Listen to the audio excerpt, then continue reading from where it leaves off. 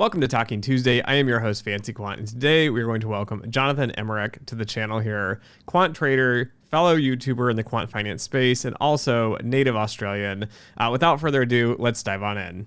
Jonathon, thanks for coming on the channel here. Why don't you start us off here with a little bit of introduction of your educational background, kind of your professional background, and then I don't know if I'm going to call it a hobby, but you're also a whole YouTube channel on top of that.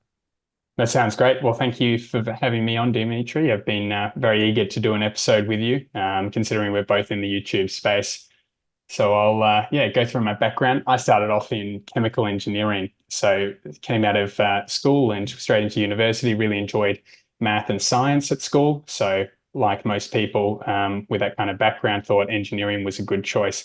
I'm not sure how it's like in the States, but in Australia, you get to do a general first year with an undeclared major if you choose engineering. So got in there, got my hands dirty, did all these different electives in mechanical engineering, electrical engineering, chemical engineering, and chemical engineering really stood out to me. It's more, the actual term I would like to call is process engineering, where you're taking raw inputs that you're digging up from the ground or raw chemicals, and you're processing them to then make valuable outputs. So that sounded really cool to me. I really enjoyed the type of math that went into that. There's ODEs, there's PDEs. The maths is a little bit more complicated because it's got that chemistry side. Mm-hmm. And I didn't really like the end result of the electrical engineering or the mechanical engineering, which is it seemed like you became so specific. All the professionals that we had as people who then ended up getting jobs, they became experts in turbines if they graduated from mechanical engineering in Australia. Or if they, graduated as electrical engineer, they went and they worked as a consultant in the electricity industry for some specific, tuning process. So right from the first year, I knew that I wanted to do chemical engineering. Ironically, after 4 years of going through that process, I worked out that the only jobs available in Australia for a process engineer are heading out to the mines. So some of the biggest employers are Rio Tinto, BHP, and they're coal seam gas producers as well here in Australia. There's food industries as well, and other chemical industries. So like Nestle is a really big employer. Carlton, Cub, so Carlton United Breweries. So processing, making beer. Okay. You receive dehydrated beer essentially from other countries, and then you're mixing water and you're distilling it and you're making beer. So it's not really as fresh as we think. It's not as fresh as you think, and that's why I'm convinced that the dehydrated Guinness that they send from Ireland to Australia doesn't taste as good as the Guinness you're going to get in Ireland. Okay, I did not know that. Dehydrated beer. But yeah, so anyway, the limited options in the industry, and for some reason, it didn't sound so good to me doing a graduate program post-university and heading out 6 hours drive from a major city or 12 hours drive away from a major city in places like Mount Isa. So we're talking really remote places in Australia that you'd have to go to if you accept a chemical engineering job. So that was my background. During university, though, really enjoyed the math and really enjoyed some of the technical aspects of chemical engineering. I did two international studies programs. So I went to do a year over in London at Imperial College. Okay. And I saw a massive difference between University of Queensland, which is the university that I went to. It's quite well ranked in the top, QR world rankings. I think, 2025 for chemical engineering. Imperial is constantly for chemical engineering up there within the top 5. It varies. The year that I was there, it was 3, but yeah, it's in the top 5. The difference between the rigor between a top tier 25th and a 3rd is unbelievable. I can relate with that too, because I went to Washington State University for my undergrad, which is like a generic state school. It's normally like 100 for top universities or something. Like, it's okay, not great. And then when I went to Michigan, it was always ranked. I think we have like 70 master's programs or PhD programs in the top 5 globally. typically on these Wow. kind of like things. So yeah, that change in just rigor and like specialization and focus, and even like the professors seemed a lot more like, I don't know, intense and like experts on the fields. Where my undergrad was great, it was interesting, and we knew quite a bit, but it was definitely a difference in kind of that academic rigor side. And I think that's the massive difference, yeah, between having or like and also the people around you. Mhm. So they were very specific at Imperial. You have to sit an interview to get in. Of course, the exchange students, you just had to do well at your home university to be sent to do the placement. But I felt like I was, in terms of an IQ level, right? You go from being the top at your home school to being right at the bottom, where you're around all these people who have got 44s or 45s in their IB program from around the world and had to sit interviews to get in. So that was a very humbling experience. But I think the thing that I found most interesting was that there's such a big difference between the top of the top universities that set the level and the standard for everyone else, and those professors are the ones writing the textbooks. Yes. Yep. Those professors are the ones writing textbooks, and then all what I want to say is that all other universities are kind of using that as the standard to then teach off. And I also did notice that those professors often had collaborations with industry because they're obviously the most sought after Mhm. for their technical expertise, and then therefore have consulting or they've got their own industry businesses. So the one piece that I did see there about academia is that at the top universities, it actually is quite well connected with industry problems because of the relationships that form because of their technical expertise. Was that specifically in chemical engineering? It's definitely for me that was my only experience with it because I've then gone ahead and done my master's again at University of Queensland where I didn't see those aspects, but I imagine if it was Carnegie Mellon, sorry if I'm pronouncing that incorrectly, but I'm sure you'd see that sort of thing in financial mathematics as well. Yeah, we had a few people. So Peter Carr, of course, the big name everyone knows, he was one of them. But I found it was very odd. We would find people that were so niche. Like we had a professor that specialized in binomial and trinomial trees. Like that was his whole thing. That's all he focused on. And he like rarely ever consulted. And so I think sometimes there are like weird pockets where they don't have, I don't know, as much of the social skills. And so Yeah. when you have the expertise, but you don't have as much as the social skill, like Peter Carr was so social and he worked in industry and had kind of that tie. But I think it's interesting that you're also seeing that from other, top universities. There is some, I guess, interaction between those academics and practitioners. So I think that was my big takeaway from university space in my undergraduate and understanding just how that works with industry. So that was an interesting takeaway. As soon as I came back from my international placement, I started looking at the job landscape and saw that I would have to go out to these very remote places if I wanted to work as a chemical engineer. And I thought, oh well, what else can a chemical engineer do? Oh well, they can consult in the city. And now this is my other take now on consulting as a undergraduate where you haven't even graduated, and you're I got a graduate placement at an engineering consulting firm who consulted for the companies we were just speaking about before, Rio Tinto, BHP, Origin. So all the places where, you go out and you do this work on site and you have all these interesting engineering problems. There's all these consulting firms that then help with the technical design of doing those things. I got in there first day and realized that a lot of the people hadn't actually been out to site, or they hadn't been engineers that have then been out and faced the real problems. They were like me. They didn't want to go out to site, and they wanted to look for a job program that kept them in a city. Yeah.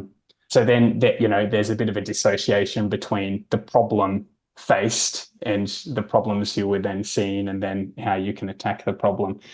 So that was chemical engineering. I showed up first day and they said, do you know how to code? So as a chemical engineer, do you know how to code? And I said, no, I thought I was going to be, designing pumps, designing tanks, designing conveyor belts for processing. And they said, oh, no, well, we've actually got this team here that's trying to help out with a specific problem on gas pipelines. but we really need someone who knows Python. And naively, I'd taken one, short 2-week course at university in Python. I thought, oh, okay, yeah, I know a little bit of Python. I can help out. And threw myself in the deep end. And I essentially they had a huge project that some consultant had come into the consulting firm and done 1 year working on this huge model, and it was all legacy code to them because they had no one who was writing Python or could understand the code or work on the code base or explain it to me. So I had 2 weeks of working knowledge of Python, could hardly write a class if my life depended on it, and then I was the undergraduate who was then going to progress this code base. That's quite the project.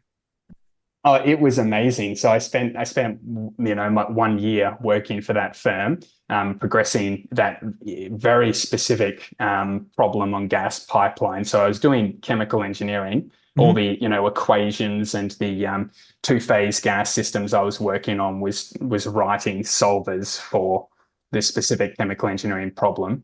But it was really my first exposure to Python or coding languages in general.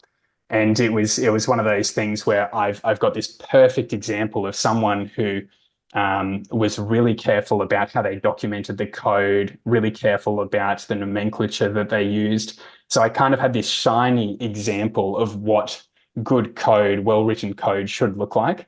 Yeah. And thank God, because I didn't have anyone to ask that is rare. Progress it. It is that rare. Is very rare to have good code. I've had so much bad code over the years.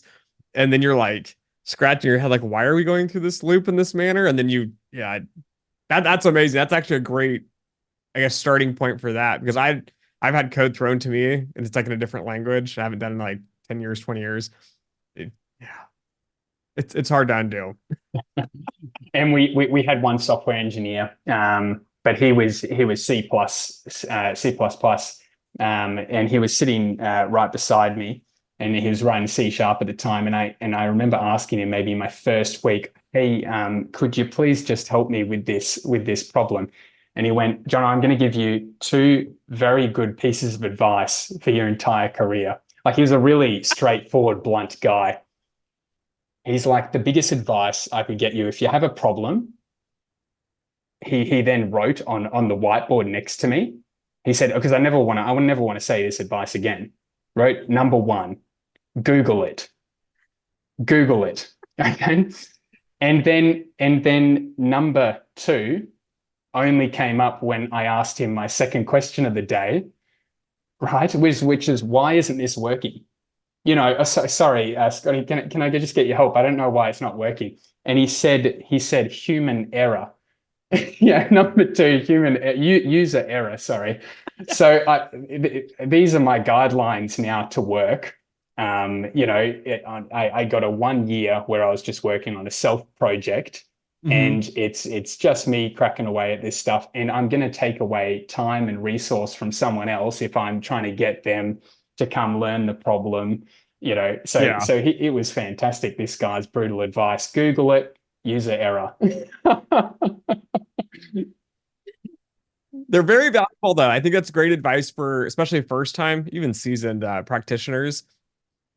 I do find a lot of like first time employees, like they always want to get you to help them all the time, and it's great, right? You want to make sure they're on the right path, they're learning, the material.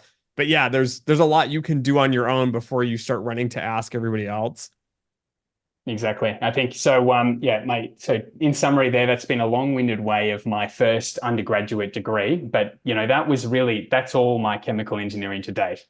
Okay. I did my degree. I did this 1 year place. I did an overseas placement where I learned about the top rigor, that the top academics have in the field of chemical engineering, and what difference that is between, top 25 university, and then also what the job landscape looked like if you wanted to stay in the city. So I was underwhelmed, but I kind of had this gift where I worked on a sole project, and I realized the benefit of, having perseverance and really wanting to understand the problem yourself, and then working towards solving it every day. So I think they were probably the biggest things. because I kind of got a glimpse in, well, I've studied something, chemical engineering. I really like problem solving, but then I've been thrown into this code base. Hmm. That kind of opened my eyes to, oh, well, maybe there's something else that I would really enjoy doing. So then when applying for graduate jobs, we've got in Australia, there's mostly 2 or 3 year grad programs that are available. And I started looking at the options and I saw these energy firms come up. And I thought, oh, energy is kind of in a similar, what I thought was a similar industry to, and what I'd studied, process engineering, chemical engineering, but it was a trading role. So it was a trading analyst, spot trading role. Signed up for it and showed up for the interview. And the first thing they said was, "What grades did you get in school?" I said, what has that got to do with anything?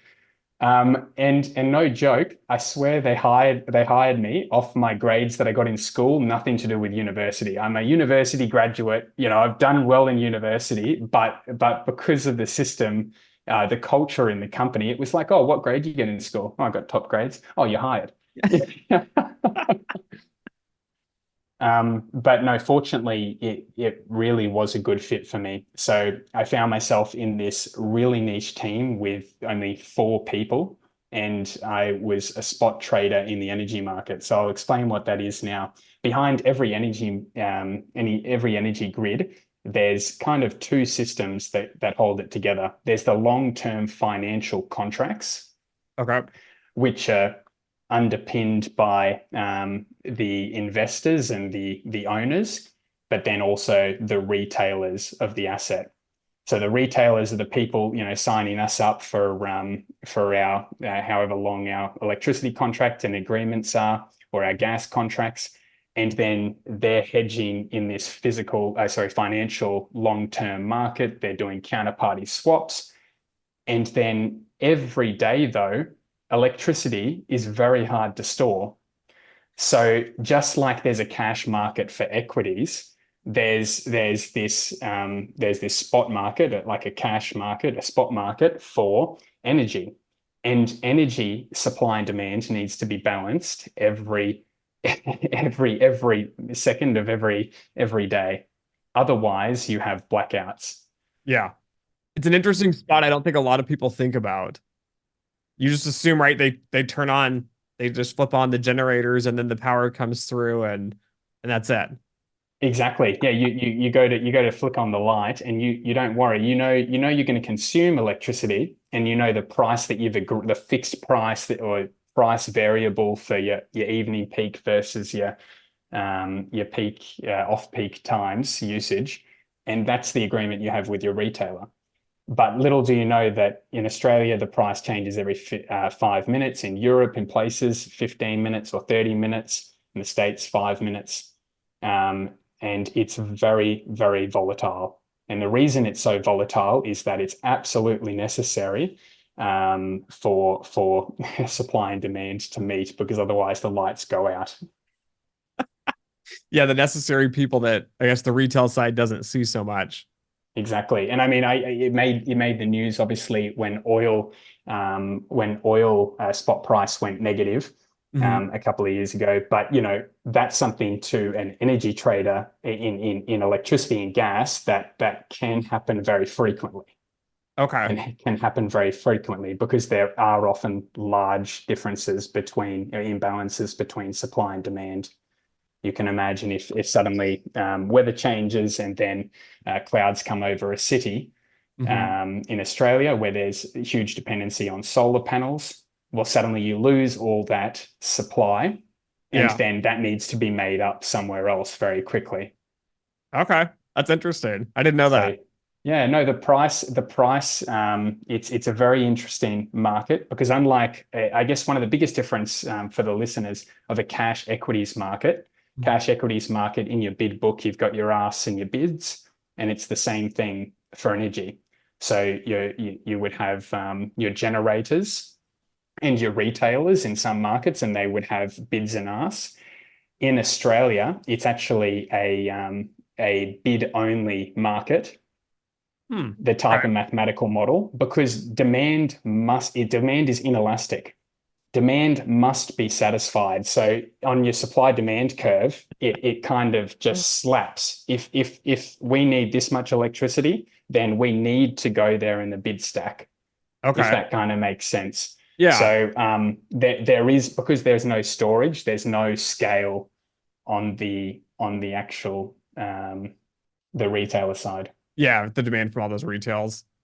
I think it's something a lot of people don't think about a lot with electricity. So I interviewed one of my first interviews with a company called DTE Energy, and it was doing similar to this, and they were like educating me. And I never thought about, like where do they store the electricity? In your head, I'm just, Yeah, I don't know. It just they store it somewhere, but you don't realize, yeah, it gets just piped through essentially the wires, and then there's markets behind that. I was just kind of assumed, it's like they've got to store it somehow. But then as I started thinking about it, I'm like, well, how would you store it? I mean, there's not like a giant battery, US or Australian battery parked like in the middle of the city that stores all this energy. exactly. And the volatility comes when that imbalance is largest. So even in peaks, or when you're going into winter or summer demand high peaks, and you've got all this renewable energy, and the wind is blowing and the sun is shining, and it's being held by all this renewable resource. But suddenly, then huge masses of clouds come over the parts where you've got that solar generation, and suddenly you've got to turn on very quickly physical diesel generators or gas generators. But things take time to come up. 10, 15 minutes. If we're talking coal-fired power stations, much longer. And it's these physical limitations that cause massive price differences, because it's a mathematical model. It's Yeah. a linear programming model. It's really well defined, and the price is optimized to make sure that demand is satisfied every 5 minutes. And it's the same thing in the US. The equation's a little bit different. And yeah, there's a different equation for each energy market in Europe, for example. But at the end of the day, yeah, supply and demand must meet. So it's a very volatile market. So is Australia mainly renewable energy sources? It's on the leading front, and the reason it's not at the moment mainly, but it's on the leading front, and the reason is that we had huge government subsidies for solar panel roofing. Okay. So that was a huge rollout, that was government subsidies, and then that presented itself in your retailer giving you a very good rebate on your electricity, and then also subsidies for putting the solar panels on your roof to begin with. They've tried that in the US, but it has not, Very difficult. does not work here. It's very difficult. It costs a lot of money for the government. So taxpayers, it costs a lot of money, but also it's unseen demand, or it's unseen supply. Like if you think about it, it's not forecastable very well, Hmm. in the fact that you don't know when the person at house X is going to then turn on their laundry, and they will know, sorry, yeah, they're, I'm thinking of words in Italian now. It's hard to, to The supply though, right? Because they're not going to be adding to the grid now. All of a sudden, they'll be consuming that internally. exactly. And then suddenly, they're not giving the grid, they're not exporting energy to the grid. And if you think about that on an aggregate level, it can make a very big difference. Very hard to forecast. Whereas in the large utility scale being generators on the grid level, there's obligations to have an accurate forecast of what you're going to do out in time. You've got your bids and offers Hmm. out into the future, and the market's aware of them. Okay. Yeah. Is so this is an assumption. Is Australia mainly sunny though? Like as a country? Do you guys have a lot of sun hours? It's a huge sun resource and a lot of sun hours. Yeah, so Okay. that's why it's obviously a very good thing to have a lot of solar in Australia. I Um, gotcha. so yeah, I guess coming back to the main job, the spot trader versus the financial forwards trader, someone who's worrying about the long-term book, and trading financial contracts, trying to hedge what your retail customers' loads and forecasts are. That's what a financial long-term trader does. A spot trader worries about short-term you know, next week, next day, intraday, and how to balance the market and the volatility and make sure that you've got two forms of risk. You've got price risk and volume risk. Okay. So there, you know, how wrong am I in terms of volume? How much am I imbalanced? How much is my retailer load consuming at this very moment? Or how much am I generating at this very moment compared to where your hedge book is? And then price. Where am I? What's my hedge level? What prices did I sign these long-term agreements that are now rolling into term into my spot market? And how's the difference? It's the same thing in the equities market. If you sign an options contract at X strike, and your mark to market suddenly goes against you, or it goes with you in a good sense because the spot price, the cash price of the equity moves so far. So that's the job, worrying about intraday electricity prices and managing the book. Is it stressful in the sense that you always have to keep going, right? Because markets don't sleep. It's a movement of market processes. And is there somebody actually working that 24/7? Or do you guys have the markets go on and off overnight? A really good question. No, the market is 24/7. So all these spot trading desks are 24/7 spot trading desks. So I've worked. So speaking a little bit, I started there at my first firm, and I worked in a spot trading team working with only gas assets. So I got to trade both gas and electricity. And then that was a 24/7 roster. So my first understanding of working weekends, working Christmas, you know, the guy that starts first, of course he's working Christmas. He doesn't have kids. Yeah. Yeah, he's working Christmas, he's working Easter. But yeah, the markets don't stop, which is an interesting one with the electricity market.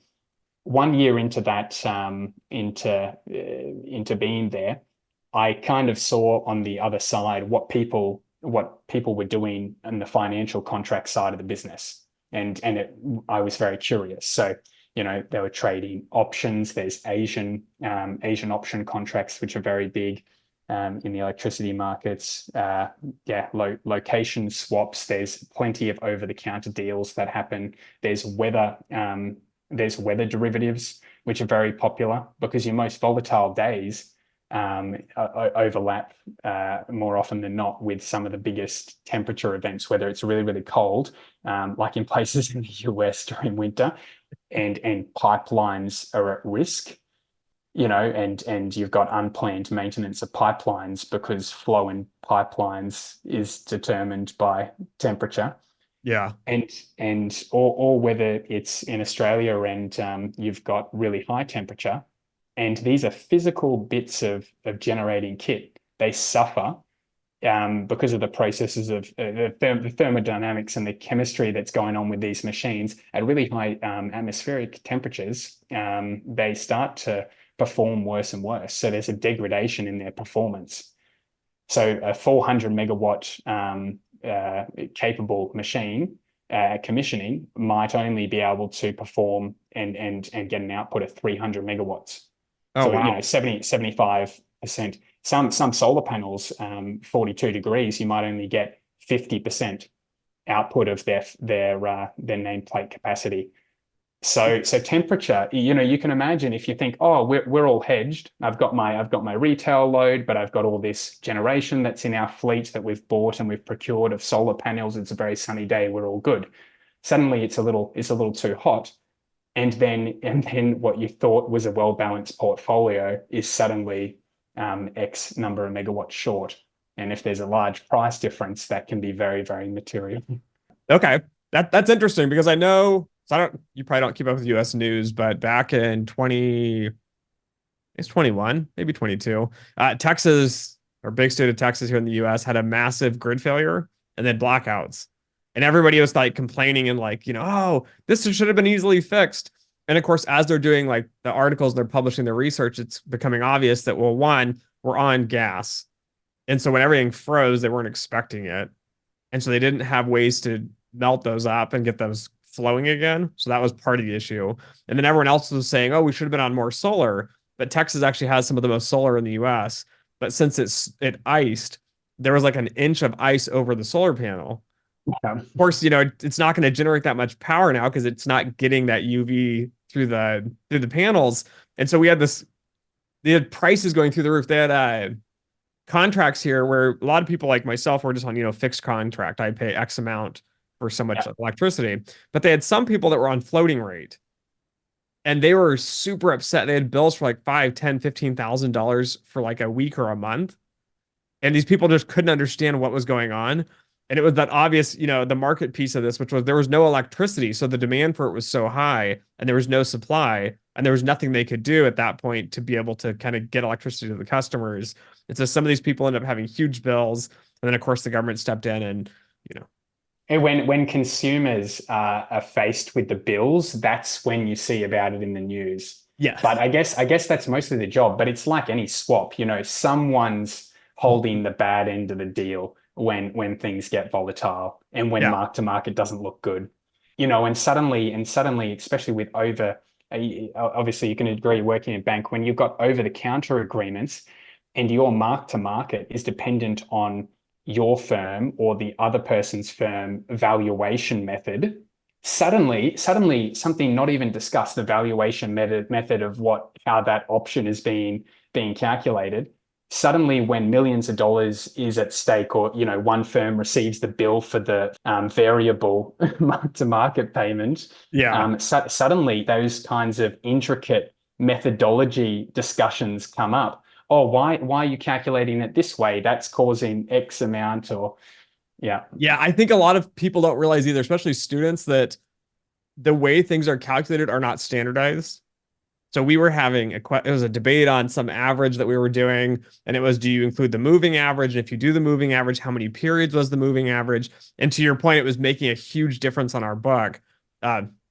Not technically book, but our bills that we had to pay. And so all of a sudden, yeah, now everyone is going back and arguing over those nuanced, like simple math terms, but yet the outcome is so big. And I don't think a lot of people realize there's not like a nice standard, pretty like, Yeah. your textbook from school and it says right here, this is how we do it.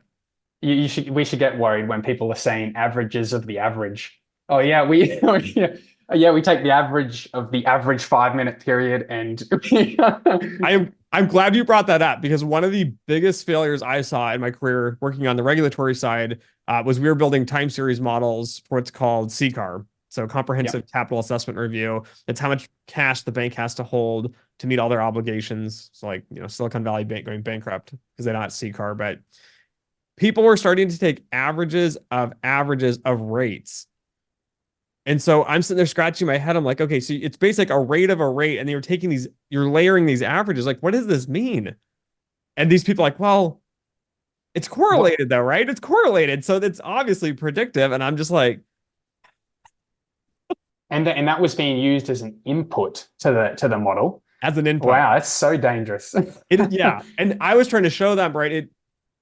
This is how it gets crazy, right? People have a job. Your job is to create a model, to create a forecast. Exactly. So Yeah. they narrowly go into the fact that, right, your job is really to manage risk, which is the larger spectrum. But their thing is, no, I just need to build a model that meets management's requirements and gets validation off our backs. We can check the boxes. So they pick a time frame where, it fits very well, and then the forecast looks very pretty. And then, of course, as a validator, me expanding the time frame showing, when you have a rate of a rate, and you have, averages of averages, all of a sudden, like the one tiny movement makes huge explosions, and they just don't get it.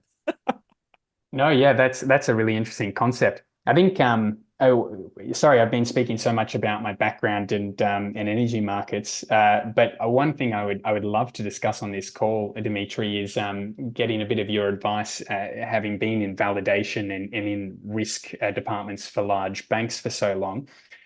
This question of when a model gets developed and then it's put into the front office actively using it, or it's being used as within the risk team to then calculate their metrics that they're reporting on daily.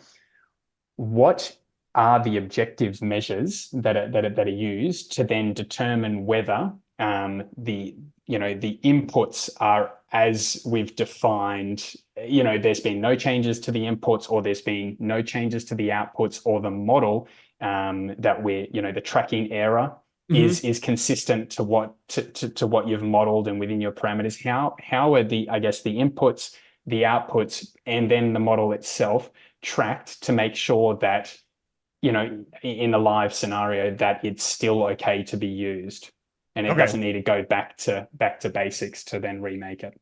Yeah, so it's a great question. There's a couple pieces of it. First, when we do model validation originally, you have, I think it's like 5 pieces. See if I can rattle them off. You have like data. So what data was used, what timeframes were used. I dive down the rabbit hole. Most people don't, on like measure theory and the probability space and what's the likelihood of these things coming up again.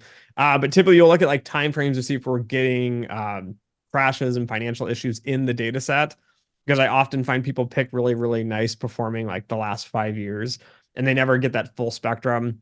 But you look at the data, you look at conceptual soundness, which is the actual model structure.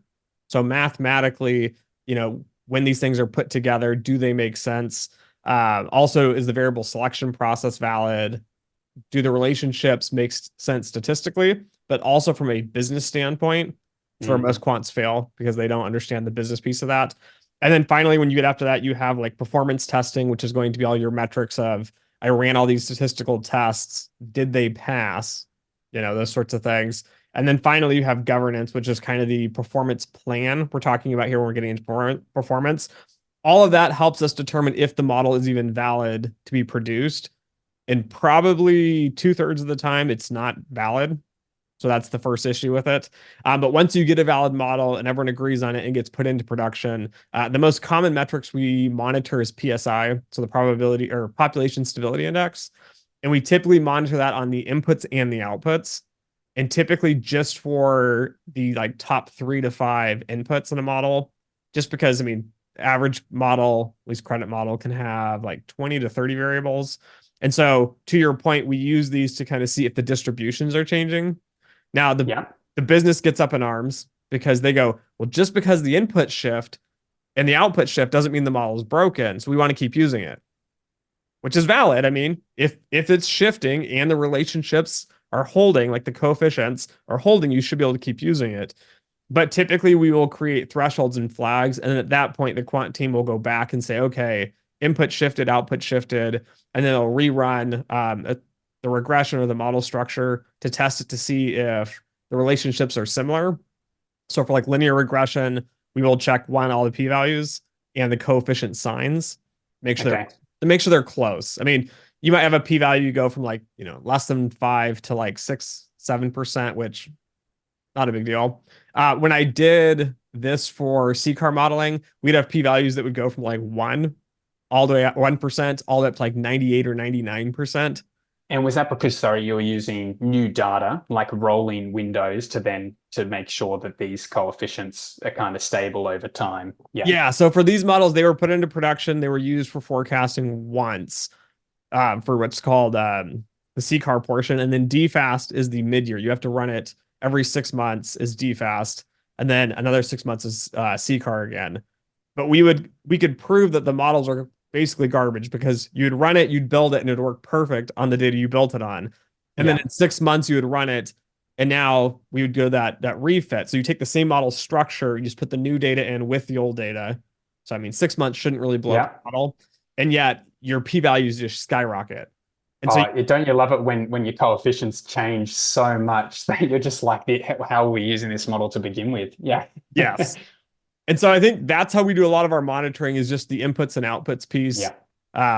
Monitoring is critical, which I find a lot of firms don't like to spend a lot of time on. Could you please explain that? Sorry, the PSI, so did you say probability of stability index? No, probability. It's the population stability index. Stability index. What is that? What does that actually?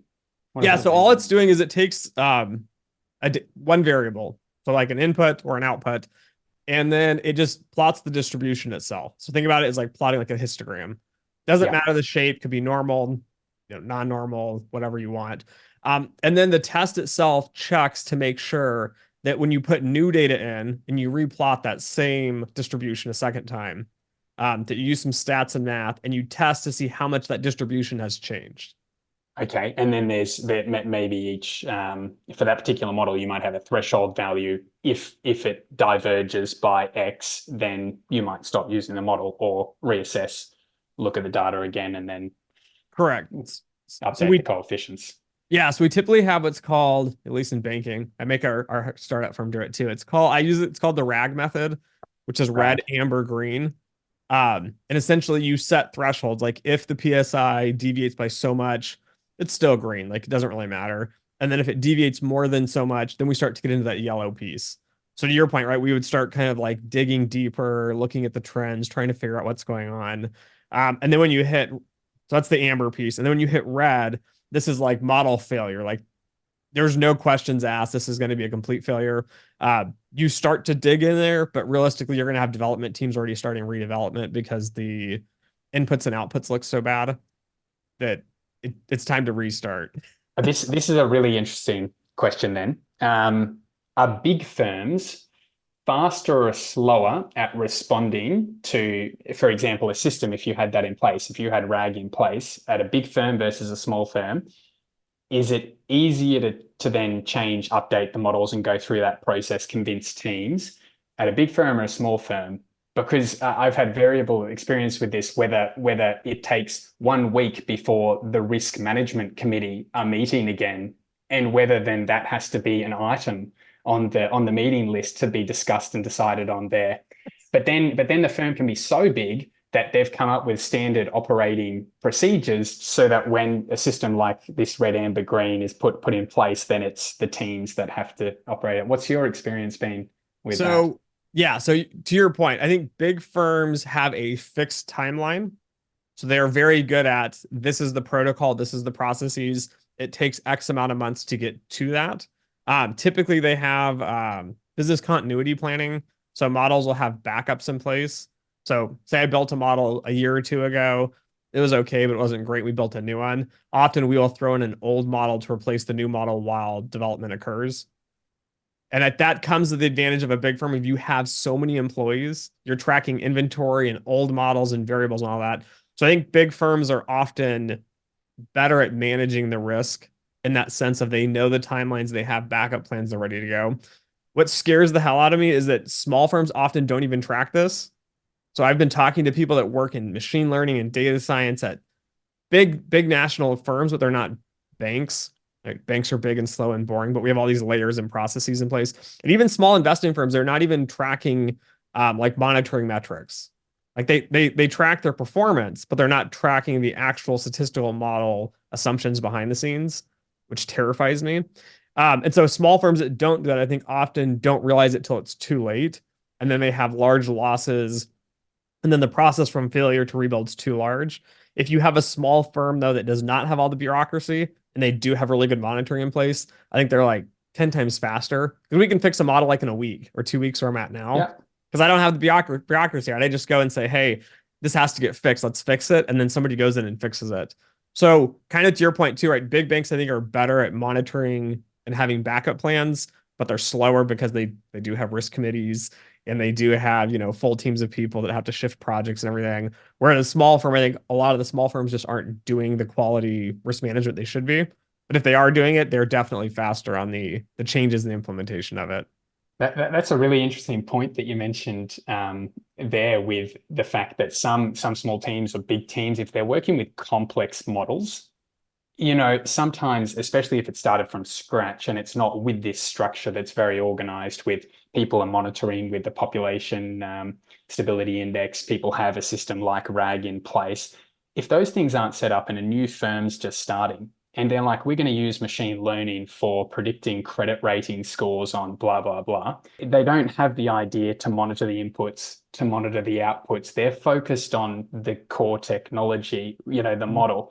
But as you're saying, although it's not extremely complicated, it's more having these systems in place beforehand and having the methodology defined makes some of the biggest differences and probably a nicer workplace from a quant's point of view, I would imagine. Yeah. And I've seen this too with vendors. So we've had vendors. So to your point, they're really excited. It's cutting edge AI, ML. They market and brand it all. It's so cutting edge. And then I start asking them, one, the performances, they don't understand industry standards. So when you've worked in the industry, any specific industry, what kind of the metrics are for your models. Like it has to have accuracy of this far. It has to have, all these different error metrics. We use AUC a lot. It's Yeah. even in textbooks. Like it's even written in the textbook. And these new firms often just don't have that understanding. And then me doing due diligence, I start asking about risk practices. Like, so what happens when the model blows up? And what are your OPMs? Can you guys send me all that documentation? And then they either Yeah. will take like 6 months to send it because now they've all of a sudden realized they need to write this before they sign us on, or they just say, oh, we don't have that sort of thing, but we're working on it, which means, you probably shouldn't be using them as a vendor because, yeah, they don't understand that bigger picture of models and model failure. Yeah, so that interesting with the vendors and then who takes liability for what, they're very happy to sell you the big shiny solution, which is the model. But it's often these finer details about when things are going wrong or how to identify when things go wrong, who's held liable for that. Are they going to be updating their coefficient, yeah, etc. That very, very important aspect. So on your end of this, man, so your modeling is very different. What skill? I'm going to ask a general question. What Yep. skills from like a math, stats, programming perspective really goes into your daily job? Quick math, I think, is probably so I'm sitting more on as a trader right now. I have worked on a risk desk for a year and a half, and that required a very different skill set. Okay. So I would say in my current job, quick math. I do have a small portion of my job where I get to sit and think about problems, long-term problems, and how to solve that. And I would say the biggest differentiator there in the skill is statistics, but really, really understanding statistics and not being fancy about it, but just really, really basic stuff, but knowing it well and knowing it well enough to be able to use data and then make your case for a change that's going to then be able to be, implemented and then used. I think it's so easy to overcomplicate things when you're going for a job, but just being really good at inference and statistics and having your base foundation of statistics and probability really strong, that allows you to use data to then say, hey, this project that I've really wanted to work on for 6 months, the reason we need it is because of this. Mm-hmm. The reason we need it is because I don't know, I've come up with this distribution of our clients that are having this problem, and it's coming up this many times, and it's only going to get more frequent because of this relationship with blah blah blah. When you can put the facts together and you can use data to then make your business case, often sitting in an analyst role, a trading role, a quantitative analyst role, you can then work on your most exciting projects. So I would say probably statistics. Okay. That's very interesting because I've likened in the past the difference of like more of the trader front office side, right? It's that fast thinking skills versus like the back office where it's like long planned out pieces. And I guess I've seen too also in the interview process, right? For those front office roles, it's a lot of times, yeah, those quick probability intuitions of getting to that solution quickly. I struggle with that now. I It can be very difficult. Yeah, they'll ask me a basic question like, "Hey, can you give me like a quick back of the envelope, solution if we need to do this?" And that's just like I'm like, it's gonna take me like a couple weeks. And I'm convinced that the reason of that is because when you are someone that likes to dive in and understand the entire problem and then come up with a really well thought solution, it's very hard to approximate the problem, because when you hear the problem for the first time, your mind immediately thinks, what resource do I know, technologies that I've heard of, tools that I've used before, can I utilize to understand this problem better and then solve it? You're kind of already thinking about a more complete solution. Right. Whereas if it needs to be solved in 5 minute time period or whatever to make a decision, people are using very simple Bayesian, oh, well, my prior probability was this, my new information is this, I'm going to do this. Yeah. Um, Yeah, so it's just so different, the thinking. I'm I'm struggling with it a lot right now in my current job because I'm straddling the full spectrum. I'm model development on the back end of actually taking the slow time to build like, a perfect solution close as we can get. And then now I'm running development, validation, risk management ish related to that. And then also the strategy piece on the front end. And so they are coming to me with things like this, like Dimitri, what's this?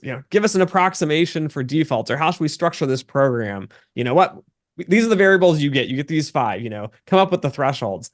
And then me, I'm like, but you can't because this one interacts with this one non-linearly. So now what we need is a full decision tree. And so I'm like building out this thing, and they're like, we need a solution by end of week. And I'm like, it's like guy's gonna take a few months. Yeah, and yeah, deep thinking versus that fast thinking, they're two different skills, and they kind of need to be trained, and very hard to be doing the same thing. Yes. So when I was working in the risk role, my manager would say, "Okay, we want to review gas limits, and our timeline here is 6 months. 6 months, we're going to present this at the risk management committee." you know, and coming from university where you've got like assignments that are due, consecutively every 2 weeks or whatever, I'm going 6 months. Yeah. My goodness, this is a bit of a long project. But it really helps having, as someone, I would probably identify myself more as someone who tends to enjoy problem solving on a quick time horizon. Okay. It's very useful though, being able to sit down and solve a problem and spend 2 months doing the research. Yeah, understanding the problem. How is this being solved before? And that is, I think that is the one thing that's missed with the quick, fast making decisions, is you kind of miss what new ways are being used to solve this problem. And then you've got this problem. If you've got no one in your firm doing that type of work, Mm-hmm. how will the front office ever update the way that they're doing things? If you don't have people doing the research and development, it's very hard to then be able to even know how to update these things or That's move an away from what you're currently doing. That's an excellent point because I think often smaller firms, so as many people know my channel, I'm not a fan of the buy side. Part of this, I think, is that you have such a scattering of firms where you have firms that have what you're talking about, right? They have well-developed back-end research positions. They have the front end, they have like the full spectrum, they have the whole risk management, amazing put together firms on the buy side. But then since, I mean, anyone who's trading could technically be considered buy side. So you also have people all the way to the other end, say me and a few friends or something start up a fund and we don't really care. Often I think it's hard to convince those sorts of firms that you need that longer term analytical structure to kind of give you a competitive edge in the long run, where it's like, they're so focused on these short run trends. It's like, just make a dollar, just get us to the next day or two, that they're kind of missing that key balance here, I think, between both the front office and the back office with it. Agreed. Yeah, there needs to be a long-term plan that's structured, and that, yeah, middle office should be the one to. I'm not sure in the banking community whether there's the differentiation. Is there a middle office where risk would usually sit, It and they're kind varies. of, it I've varies. actually Googled definitions to see, and things that I thought were back office were labeled as middle office and vice versa.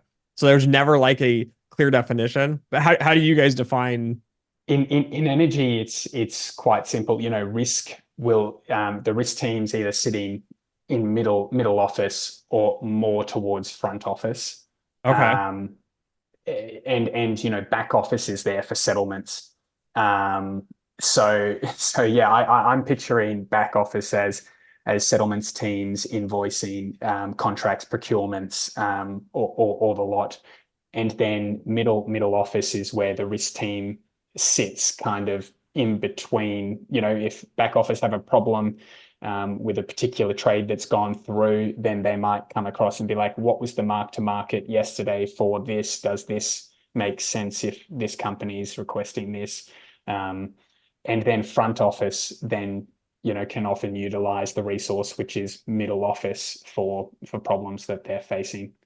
But I so gotcha. yeah, so I guess risk in the energy industry does sit primarily in something called middle office, which is an interesting term. That is nice to hear because I've seen things and like people consider validation and even development sometimes back office, and then middle office is often like the implementation piece, which I think is very odd. And then they'll have, the front office is the people making the decisions. But when I restructure it in my head, I often kind of, I guess, align more with like the energy side, which is development works hand in hand with those making the decisions. So that's more like middle and front. Whereas like, the implementation piece would be more at the back, like you're just processing the outputs or doing executing the trades or making, the paperwork at the end. Oh, exactly. Hey, Dimitri, if we put a pause on here, I just want to say, hey, do you still have time to continue talking? Yeah, I do. Oh, sorry. We'll return back to our conversation. Do you want to talk a little bit about YouTube landscape? Yeah, I let's do. So I would love to. I mean, you're the only other YouTuber. Like I see people out there and it's hard to find people in quant finance as a whole, right? Yeah. Then finding people that do YouTube on quant finance that are also not gimmicky in traditional finance. Oh, please, I want to talk on about this. I would love. I still haven't done it. I promised myself for 2 years that I want to make this trailer that says I am not talking about quant trading. I want to say people come to the channel, they see what they're doing, and they go, excellent. Yeah, I want to trade options. I want Yes. to make risk-weighted decisions. But there's a reason that you don't find trading degree at Harvard, trading degree at top universities. They're not teaching risk-weighted decision making. If you wanted to do that, you go to the tracks or do sports betting or whatever. Yes. That's one reason I have intentionally avoided talking about trading as a whole. So I have a Yeah, few videos, very few, but I rarely ever talk derivatives. I rarely ever talk equities or any sorts of trading because to your point, the channel gets flooded with all these people and it's just like they're in the masses. Like I had somebody arguing with me. They're like, well, if quantitative trading is so great, how come your returns are lower than traditional trading? And I'm like, I'm not even posting my returns. So I'm not sure what numbers you're getting, where you're yeah. getting at. And you end up with a very weird group of, yeah, people that want to learn how to trade to make money instantly with no degree, no training. Just teach me in 20 minutes how to be a quant trader, how to do research and build models, and then make me $1 million. One of my best performing videos is the most scrutinized because I put trading YouTube trading is fake or something like that on the thumbnail, I've seen that and one. then I just spoke about I think originally I had in the title maybe hinting at like, oh, here's a big secret that like of how you really make money, and then I only spoke about the basis big business models of bid-ask spreads and brokerage fees, and everyone hated it. And I was like, oh, sorry, it was so controversial in the fact that, but when you look at someone like some of the biggest books, Goldman Sachs, their line item on their balance sheet is market making activities. It's not speculative trading book. Duh, it's market making activities, and it's got a line item. Um, Yes. so anyway, sorry, I guess my goal, sorry, by bringing this up is I'd love to start with YouTube. Just discuss YouTube for a little bit, and maybe I don't want to poke fun at anyone in particular, but maybe just say that there are so many channels that say that you can trade by formations on price and action and volume, and use that information by doing candlestick charts and things like that. And that's very popular because there is this allure of making money. Hmm. Whereas you will find no degree at prestigious universities on that. They will not teach you to trade. Trading is a real job though that people in industry do, but universities don't teach that. And what you find is that it's more useful. And what the universities do, they offer solid programs with the mathematics that form the foundation of the things that are required for those types of jobs. Yeah, So definitely. I would love to kind of tailor that conversation that way, and maybe then we can move into what are some of the best skills useful for quants. Yeah. So, I mean, how do you structure, I guess to that question, right? How do you structure your videos then in a way to educate people, but make them actually meaningful and valuable? Yeah, so I guess I'll start up with why I started the channel. So when I saw that I was really interested in the financial contract trading space in energy, I then started. I thought, what master's programs can I do where I'm going to learn all these things? And I found financial mathematics at the University of Queensland.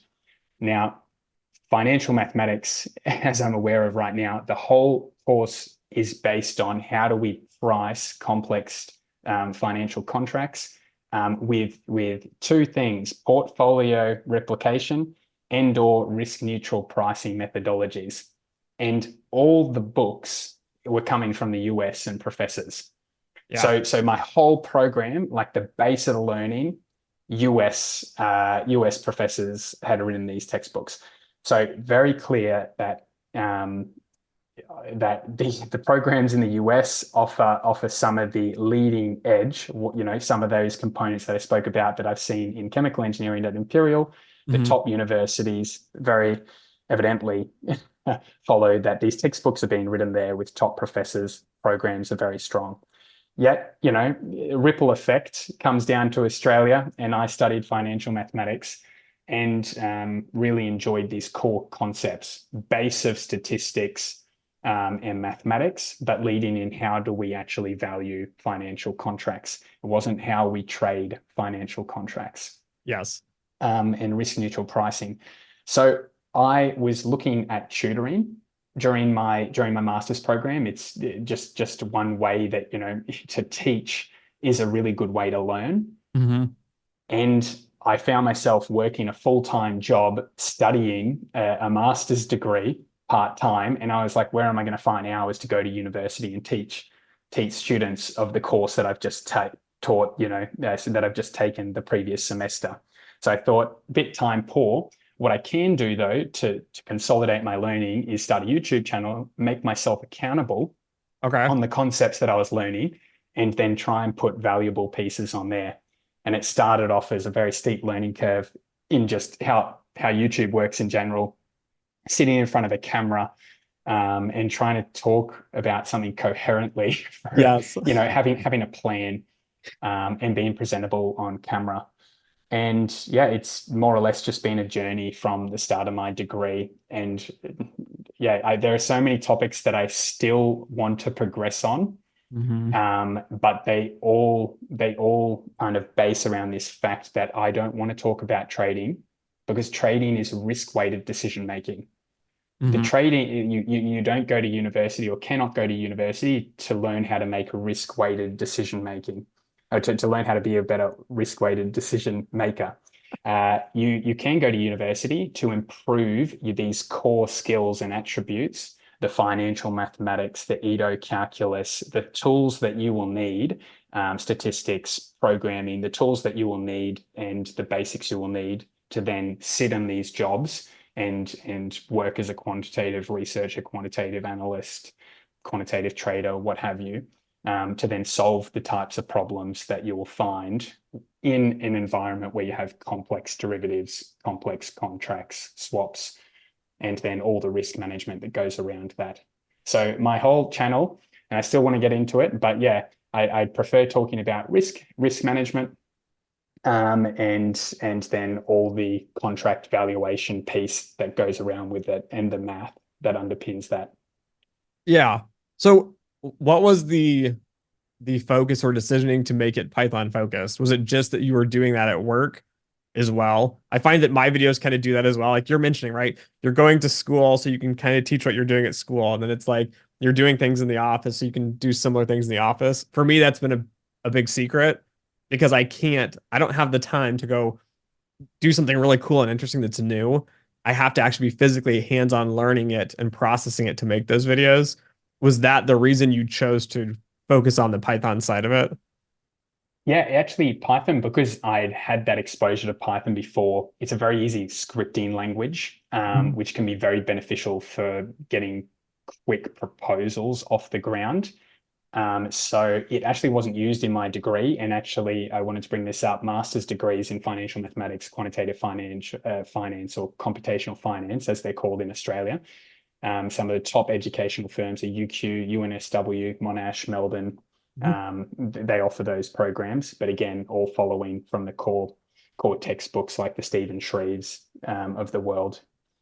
The main thing with the languages is that they're using MATLAB because academics have access to MATLAB, but in the real world, when licenses cost X per person, people are using open source or legacy programs. So there's been a bit of a switch in the electricity industry. I can only speak to that because that's what I know. But yeah, there has been a slow progression to using Python as a research and development tool.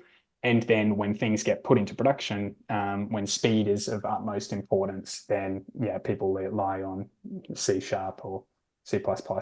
Okay. I find it very interesting you mentioned MATLAB because I find it as a Europe. I didn't know Australia as well, but now it seems like Europe and Australia and universities use MATLAB.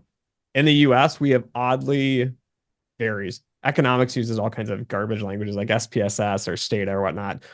But on the quant side, a lot of us are using R.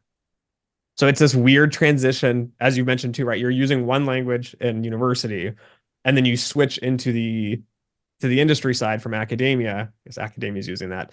And then you have to switch because, yeah, cost matters. Python and R are both free and cheap.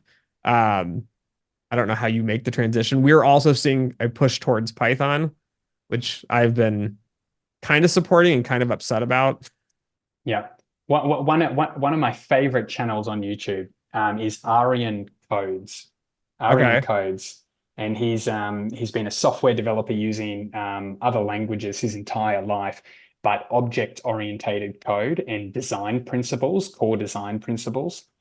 So there's like design principles like the Gang of Four, but it's like how to solve all these really well-known coding problems. And I'm not a software engineer, didn't come from a software engineering background. I'm just here to try and develop clean, well-written code that can then be reproduced or added on, has good coherency, and doesn't conflict with other aspects of the program.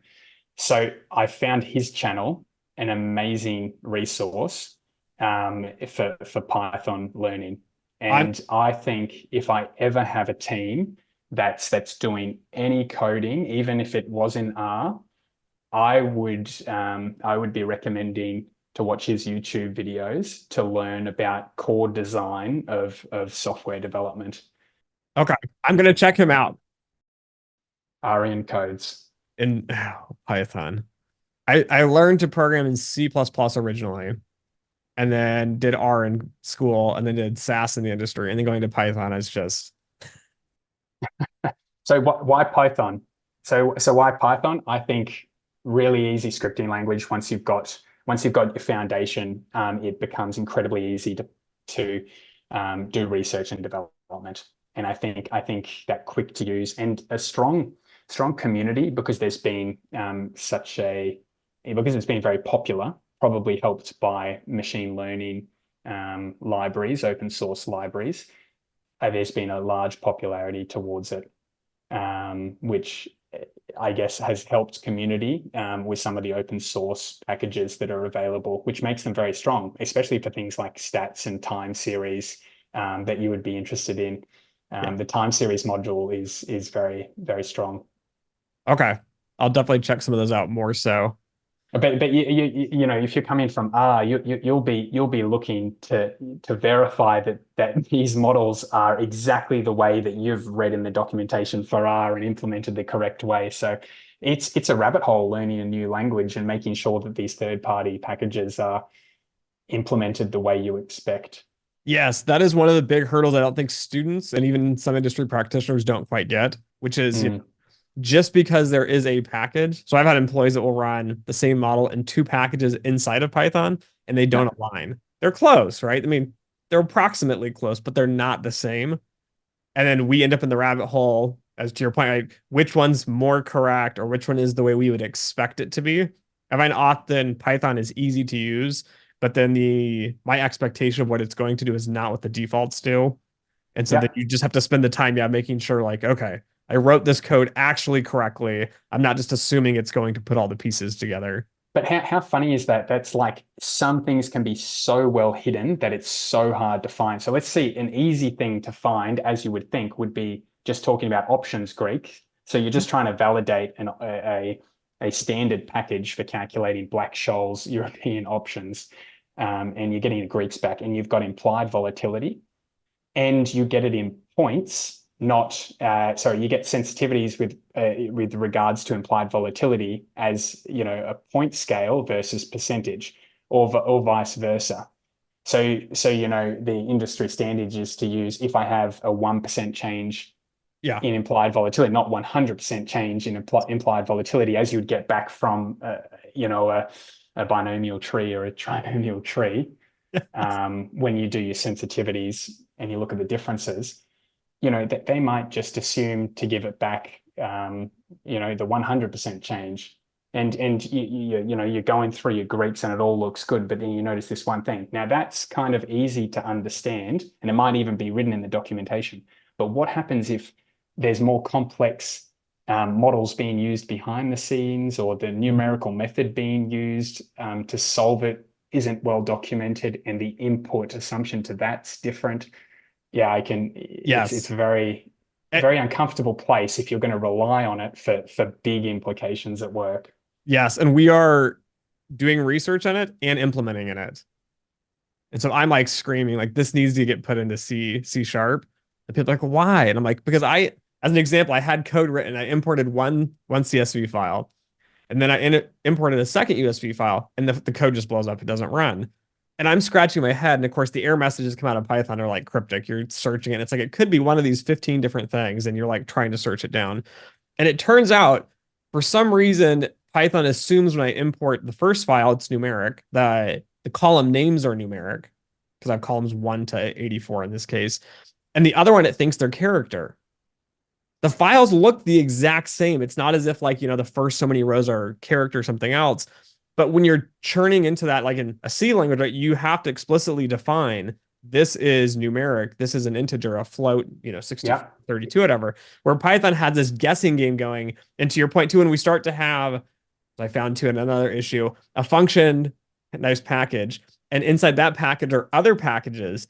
One, if those packages don't assume the same data type or data structure, that causes an issue. And then my worst piece is somebody will update a package, and I'm like, I spent months on this project once, and it was like a side project, so it didn't really matter. And I found out there's a new update. So I just had to go back in and, tell it, download this old version of the package, don't do the new one. And those sorts of things, I think for productionization, I think is challenging for Python. But I agree with you, I think, on the sense that Python's great because I can get things fast. And Yes. my new employees, they're hitting the ground running a lot faster than being like, okay, we're going to go to SAS, which is archaic and from like the 90s. So, Yeah. So yeah, it's a bit of a transition, and anything used then in production, or that you're going to rely on as a research and development team, if you have the human resource to then solve the problems that you're talking about, obviously you would then use the libraries that are available, but then adapt and write your own and rely on them internally.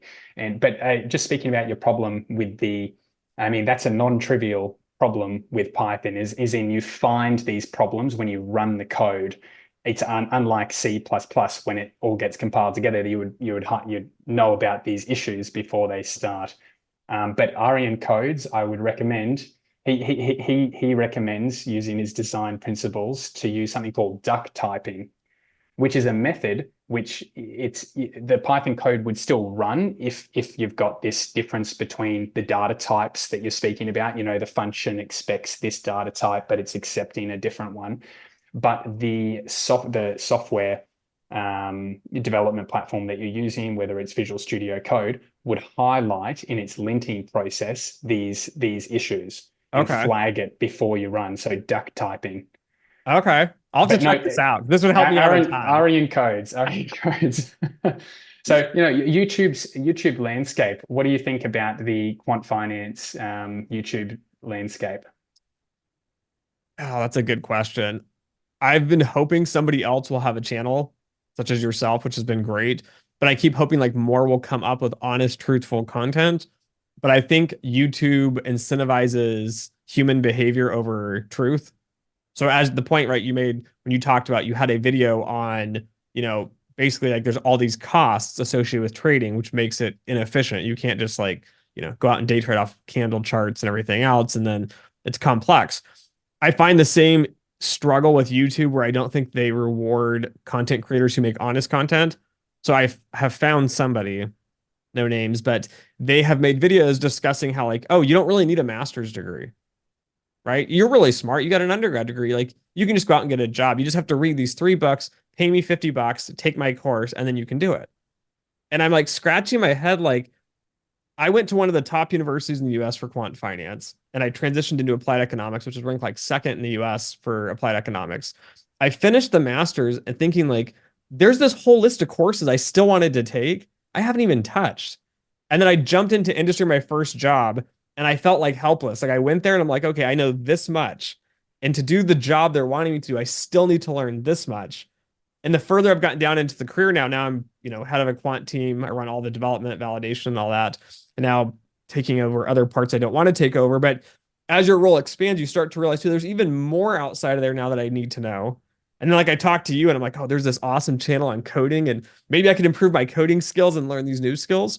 And so I find that YouTube tends to reward people that make videos that are simple. Like I'm convinced either me or you could make a channel grow to like 100,000 or 1 million subscribers within 6 months, but you just have to tell people what they want to hear. And I think YouTube doesn't do a very good job at really like looking at truths and being like, these channels seem to have really strong followings with a lot of comments and a lot of sharing, but they don't have a lot of views. Maybe that's an indication that's a more valuable channel versus, I guess, some of the other trendy ones I've seen. So Yeah, and they're promoting the narrative that the retail trader can make money by transacting in their spare time yeah, I and think it's and making a profit, because it's this allure that I can make really good decisions while working a full-time job and not having the basics and the understanding of even the market that I'm interacting in. Oh, but if I do these couple of steps, if I follow this one methodology, I'm going to make money. yeah, And it's a nice narrative to kind of be lied to, because there's this reward that you're going to earn money. You're going to make money by doing this. I think explaining to people that trading is a job, I think is very hard to understand, right? To your point with that, because I try to explain like there's somebody that's working long hours, 10, 12 hours, because you have to prep before you get in for the trading starts. Then you're there for the trading hours. And then typically you do like I guess you call it post-mortem or whatever. You look back through the trade day and you figure out what was wrong, what were issues we faced, what's tomorrow going to look like, what news is coming out. You make the adjustment. And then 10, 12-hour day, and all of a sudden, and the next day you're doing the same thing. And I point to these people like, it's a job, right? You're still showing up. It's not free money. Yeah, but information arbitrage, it's hours spent thinking about the problem. And when you showed up first day, the firm that you've been trading with has been trading for how many, tens of years, and has Yes. all that built up experience on how to train you as a trader to do their activity that they do day in, day out. So to come into that mix as a retail trader, it's so nice. If you see a channel that's promising that you can make money, on your spare time doing these things, very easy to believe a false truth, I think. Yeah, I had somebody comment just today about how they were really, being an independent trader is possible, and they work really hard and everything. They make 50,000 a year. And that just goes back to my point, which is you could make over 100,000 being a quant in the US, or you could, kill yourself working all these hours. Everything's dependent on you and you hope it doesn't blow up for 50,000. Like for me, the risk reward trade-off is like just go learn the math and the stats and be excited about it and get a good salary and have a real job. But I think a lot of people miss that point, which is like working for yourself, you're still working for someone. Like there's still risks involved with it. You can't pay your bills if the market blows up. Like being in a firm is great. And also all the support teams. Like you don't realize, yeah, the implementation team putting it into C# for you, making a fancy tool. And you don't realize the guys doing the research, and you don't realize like the management and the legal aspects and the accounting. I hate accounting. Um, but it's right. It's a job. And I think when you start to explain it to people, it takes the allure away. Because to your point, right, they think they're going to write a program and they're going to just like, turn it on, and then they're going to go retire or they're going to go work their fun day job. But yeah, Yeah. they miss all that work and all the competition that's going in behind the scenes of these.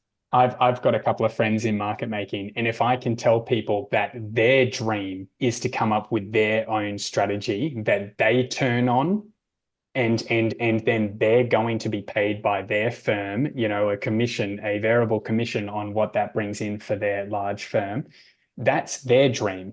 But that person's working on this problem 16, 18-hour days and have done so for the last 10 to 15 years. That's their dream. But they are guaranteed to receive the money by their firm due to their compensation agreement, their contract that they have with their firm. And so I'm just trying to paint this picture when a retail trader's dreaming of the same thing, but they're thinking about the problem 2 hours per day. Yeah. Oh, sorry, 2 hours per week or whatever. And they don't have access to all that information and the legacy understanding of that person or the knowledge base. It's yeah, a nice false truth anyway, these YouTube channels can post to then get likes and subscribers. It's not very popular listening to someone ramble on how to use your Ito calculus in a practical way to I don't know, do some time series modeling on temperature temperature processes. So that was one of my funnest series on my channel, and got hardly any views, but incredibly. I loved your Ito's one, your Ito's calculus. So I remember sitting in my first class and I'm like raising my hand in the back and I'm the dumb business person, which is fine. And so I'm like, if this all just, goes down to zero, why is this even in the model? Can't we just scratch all these out? Like, that makes no sense. My teacher like said some offhanded comment and kept going. And I'm sitting like, this makes no sense.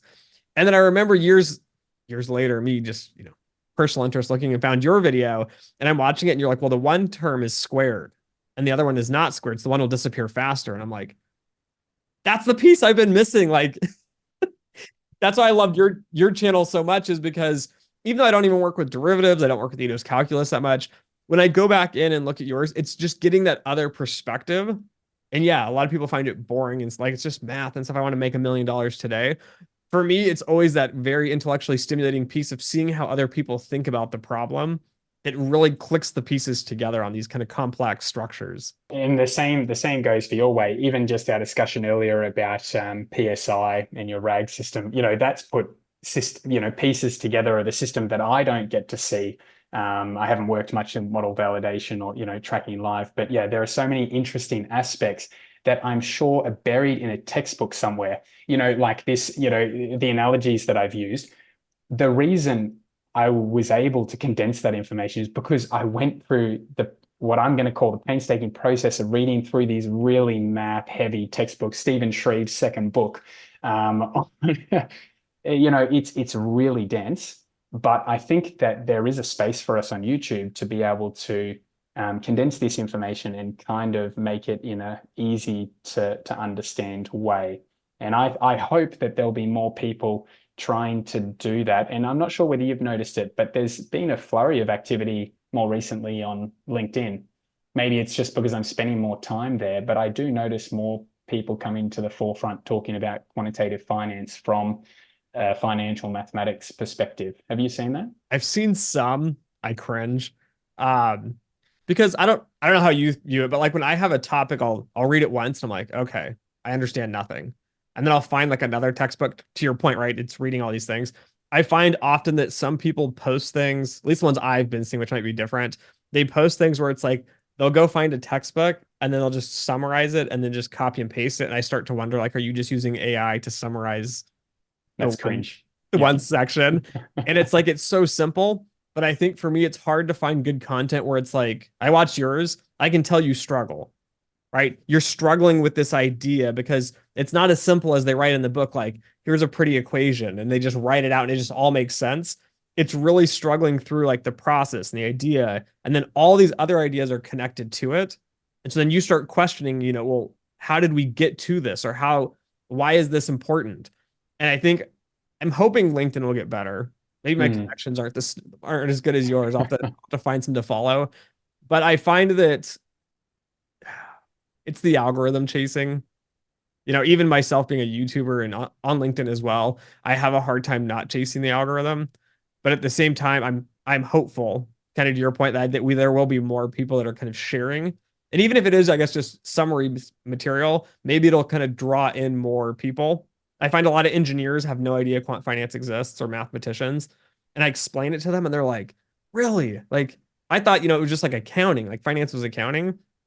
And so I do hope we end up with more of these sorts of people just to help, I guess, kind of push the quant finance movement forward to make it a little more popular. Yeah, and rigorous potentially. Yeah, Yes. you might have someone from electrical engineering background who's so used to using Kalman filters, for example, particle filters, or monitoring systems for stability of their electrical systems, and they come over to and they might be monitoring risk metrics day to day, or the things that we were talking about at monitoring models with respect to their outputs, and they might look at these problems and be like, wow, I have an interesting way of approaching these. So I Yeah. think, yeah, I hope you're right. I hope quant finance kind of expands and there's more people that come into this YouTube landscape to help with providing valuable content with Yeah. base truths. All right. So for a final question here on the podcast, what is the one video that you have made, which is your absolute favorite video for you personally, not views or anything, but just like your favorite video you've made? Yeah, the video, I'm not sure, but the series, 100%, it's that temperature. I went through a series on weather derivatives and temperature, and I think that that's my most practical use case of where you actually have to get out and utilize some of the hard math in quantitative finance and use Ito calculus. Some people go, why would you use Ito calculus? I've got formulas. I can just implement my binomial yeah, yeah, it's tree solution. But when you've got a really difficult problem, where the underlying like temperature needs to be modeled a particular way using advanced time series, suddenly you have to go back and utilize these models. And I found myself researching, I found myself looking at current papers, I found myself looking at what has been done before and then what's being done now. And that whole process was so rewarding, just thinking about the problem for a very long time. Hmm. And then the harder problem, trying to summarize that and kind of create a narrative on how to bring people through that journey. So although it definitely didn't get as many views, that trajectory of where I tried to say, here's what the problem, let's learn a little bit more about the problem. This is how it's been solved before. Let's try and solve it this way. Okay, let's use these different methods, and then getting to a conclusion, which is, I think that was a kind of rewarding timeline. So that's Yeah. probably my favorite. I find the videos. So my favorite is one I made on comparing the Mandelbrot to stationarity concepts. It's just something like different to think about. It's How much time did you spend thinking about this concept, or you're planning the video before you it published it? it came up from a work issue. So the one concept that defines my career, oddly enough, is stationarity. And yet everyone I interview, PhDs, industry practitioners, stationarity is this, and they have a definition, but it's that one piece that trips up all the models for time series. And I don't think enough people spend time on it. So for me, probably the idea has probably been, oh man, took me years of just like thinking things through. And when I watched a math video, I think from like the number file YouTube channel, it all just clicked in my head that this is a stationary, non-stationary problem all in one visual framework. Like for me, I was so excited. It was like groundbreaking in my ideas. And then yeah, to your point, you publish it and it's like 200 views. I'm like, Hang on. Stationary is is transient. Oh wow, yeah, yeah, that's things change, but we can still balance them to make them stationary. Yeah. yes. Yeah, and yeah, those sorts of videos, like to your point, right? It's going through that struggle and learning and putting the ideas together. You get so excited. And I just wish there was more, I guess, views on sort of these topics as well. Well, I can't wait to hear more of your videos. And I hope you have more on time series to come. I really enjoy those videos. Awesome. I'll definitely put one together. Excellent. Oh, well, thank you so much for your time, Dimitri. It's been a real pleasure coming on with you, and I hope we can do more collaborations in the future. Awesome. Thank you for coming on.